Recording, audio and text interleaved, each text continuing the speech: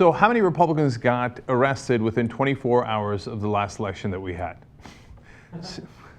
Seems like it's the beginning of a joke, but in this case, there's an actual answer. 4. One was someone that we told you about briefly, Annette Bosworth, and she was running for the GOP Senate primary, in the Senate primary in South Dakota. She lost. She had a kind of a rough day there. Megyn Kelly told her on air that she'd lost. She didn't know, and she looked like she'd gotten kicked in the gut. She's like, oh, I didn't know that. And then 12 hours later, it turns out that she had to report to the Minnehaha County Jail. Disaster. So let's show you Annette Bosworth, and then there she is. Well, she was prepared apparently when the cops came. You know, she did not go to the actual police station with that rifle, shotgun, whatever that is. Okay, but Republicans are so goofy. Like now, like you can't run a Republican campaign without shooting something, right? Joni Ernst was shooting at Obamacare in Iowa. She won her primary. This woman, Annette Bosworth, happened to lose and then goes to jail. Why? Dozen counts of perjury and filing false election documents. Now, I don't know that she's guilty. That's a really strange case. She's actually starting a PAC to get corruption out of politics. Great. She thinks it's a political intimidation scheme. The Attorney General, Marty Jackley, was appointed by Governor Mike Rounds, who she was running against. So, interesting case there. So we'll see how that plays out. The much more important case is in Mississippi. Thad Cochran's the incumbent there, and they've already run a couple of dirty tricks against him in the Chris McDaniel campaign.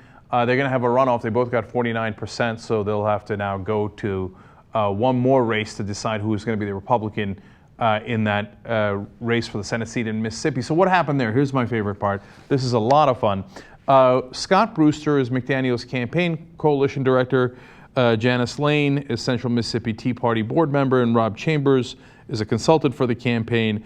All three of them were picked up by the cops inside a courthouse where there was vote counting. When were they picked up? 3:45 in the morning. They were the only ones there, and they were locked inside.